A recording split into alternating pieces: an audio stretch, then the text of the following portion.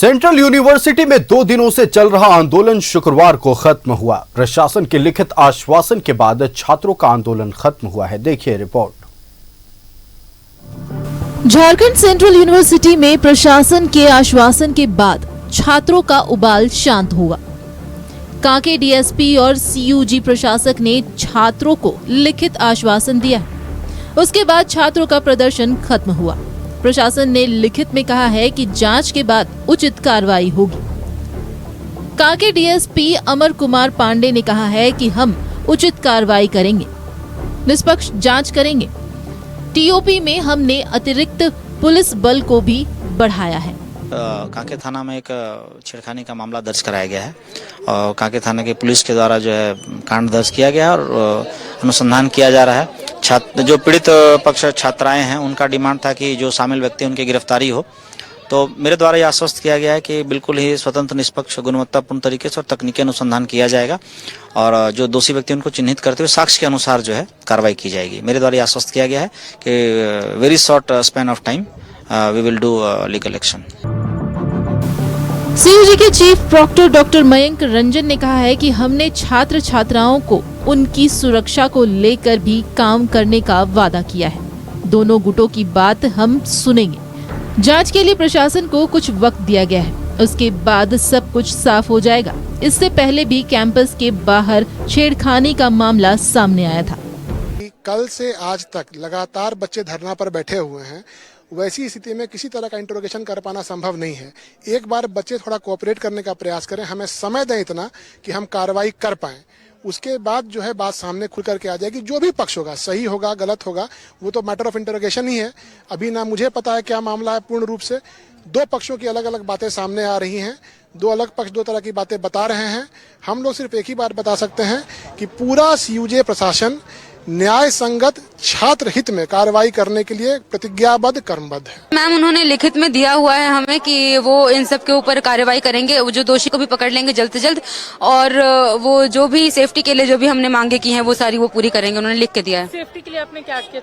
जैसे हमने गाड़ी की सुविधा मांगी है, फिर हमने हॉस्टल वगैरह मांगा है, ये सब, और पेट्रोलिंग मांगी है पुलिस की, तो वो उन्होंने कहा है कि हाँ वो सब वो करेंगे। तो सीयूजे की छात्रा के साथ जो घटना घटी, उसके बाद सीयूजे के प्रशासक और साथ ही साथ डीएसपी आकर के छात्राओं के साथ बातचीत की है, जिसके बाद उनका प्रोटेस्ट जो है वो खत्म कराया गया। लेकिन दो अलग अलग थे, दोनों का अलग अलग बयान है, जिसको लेकर के पुलिस भी साफ तौर पर कह रही है कि हम तैयार हैं, सारी चीजों को अच्छे तरीके से जांच करेंगे और उसके बाद ही यहाँ पर गुनहगार को सजा मिलेगी। सारी चीजें जो है निष्पक्ष तरीके से जांच की जाएगी। सहयोगी सुशील के साथ में पूजा दुबे, न्यूज़ 11 भारत, रांची। तो रांची स्थित सेंट्रल यूनिवर्सिटी में पिछले 2 दिनों तक घमासान मचा रहा। मामला एक छात्रा से छेड़खानी से जुड़ा हुआ था। 2 पक्षों की ओर से आंदोलन किया जा रहा था। एक पीड़ित पक्ष यानी छात्रा के समर्थक एक तरफ जहां आंदोलन कर रहे थे, दूसरी तरफ जो आरोपी पक्ष है उनका कहना था कि गलत आरोप लगा है और उसके लिए वो प्रदर्शन कर रहे थे। आज दोपहर तक पुलिस फोर्स वहां पहुंची। प्रशासक और पुलिस के द्वारा आश्वासन दिया गया पीड़ित पक्ष को, तब जाकर पीड़ित पक्ष की ओर से आंदोलन खत्म हुआ। हमारे साथ संवाददाता पूजा सेंट्रल यूनिवर्सिटी रांची से लाइव जुड़े हुए हैं। पूजा का रुख करते हैं।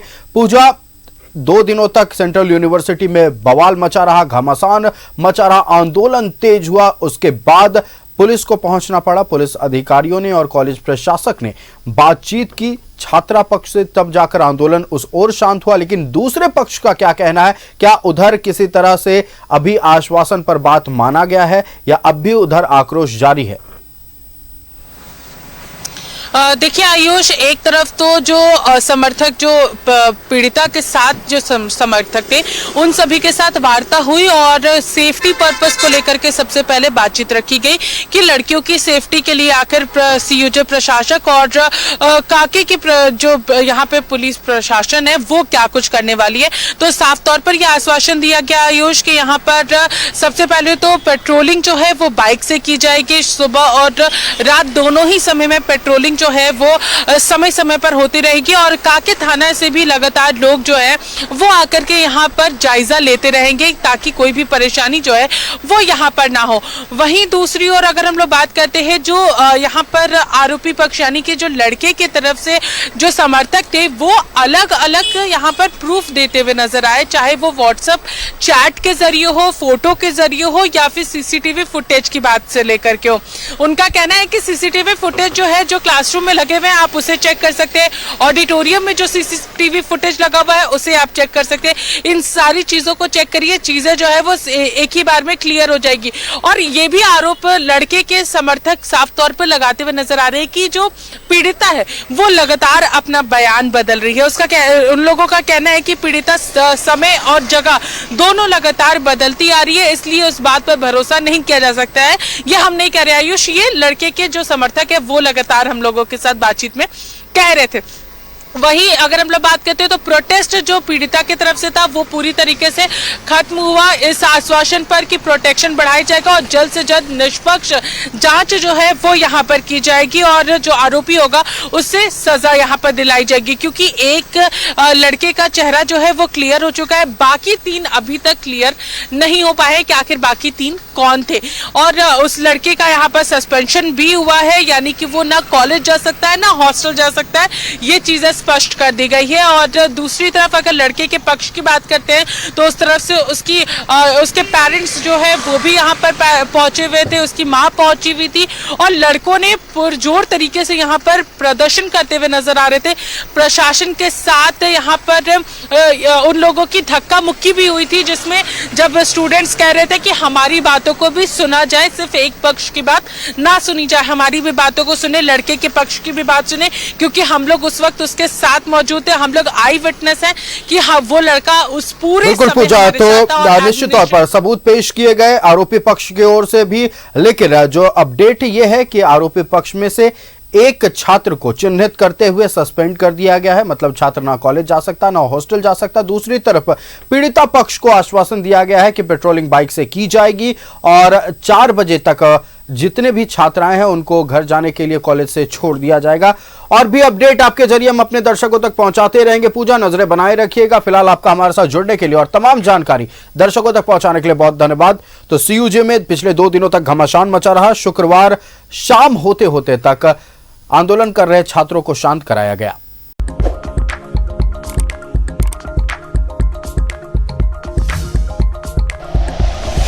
Like and share videos, subscribe करें हमारा चैनल और प्रेस करें बेल आइकॉन। न्यूज़ 11 भारत, सच है तो दिखेगा।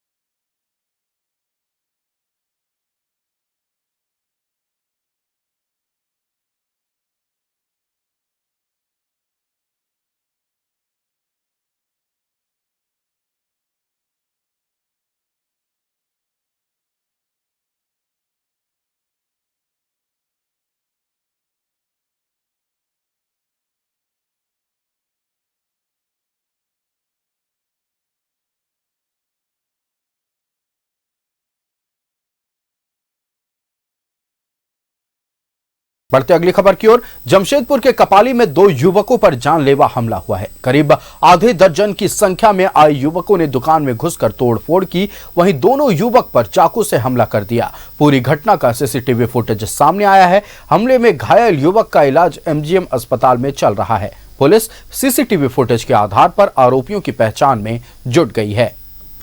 यह तस्वीरें देखिए, एक्सक्लूसिव तस्वीरें हम आप तक पहुंचा रहे हैं। सीसीटीवी फुटेज भी हमने आपको दिखाया। ये एमजीएम अस्पताल के भीतर की तस्वीरें हैं। कपाली में 2 युवकों पर जानलेवा हमला हुआ है। दुकान में घुसकर करीब आधा दर्जन युवकों ने तोड़फोड़ की। एक्सक्लूसिव फुटेज देखिए, सीसीटीवी फुटेज हम आपको दिखा रहे हैं। करीब आधा दर्जन युवक दुकान में घुसे, जमकर मारपीट हुई। 2 युवकों को बुरी तरह से मारकर घायल कर दिया गया। फिलहाल दोनों युवकों का इलाज एमजीएम अस्पताल में चल रहा है। एक्सक्लूसिव तस्वीर, यह एमजीएम अस्पताल की तस्वीर है, मारपीट के बाद की तस्वीर।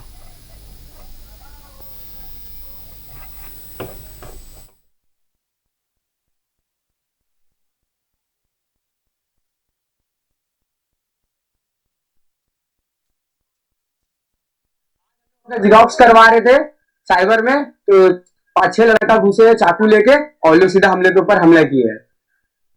और लड़का का नाम है सन्नू, वो कपाली का है।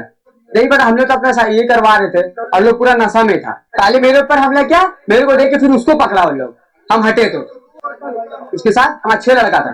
कपाली ओपी अंतर्गत टीओपी चौक अशरफी मस्जिद के पास एक साइबर कैफे में चाकू की घटना घटी थी।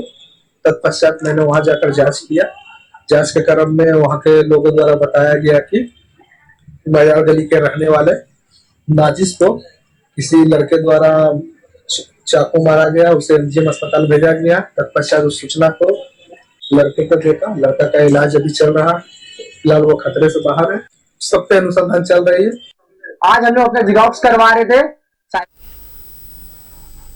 साहिबगंज में जमीन विवाद में जमकर बवाल हुआ है। पुलिस और ग्रामीणों के झड़प के साथ हवाई फायरिंग भी हुई है।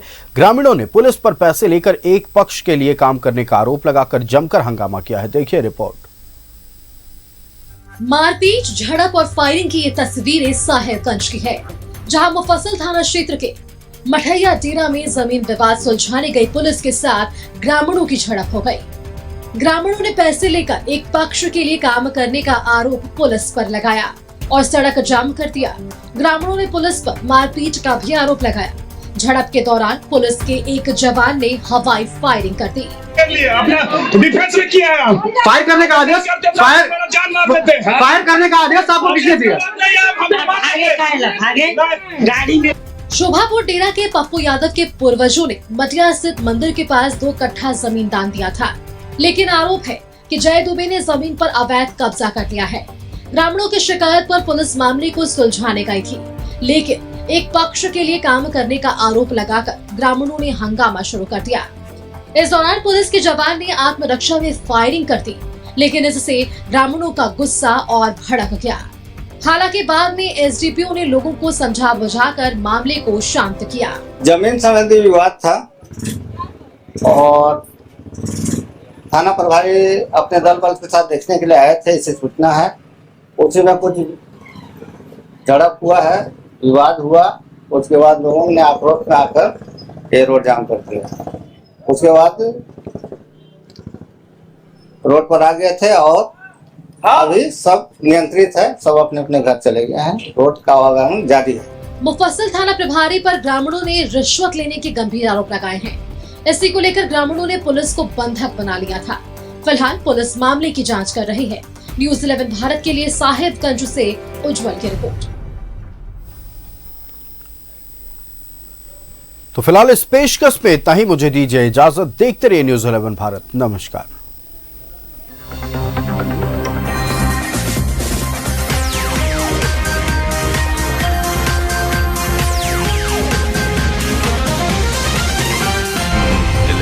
सच है।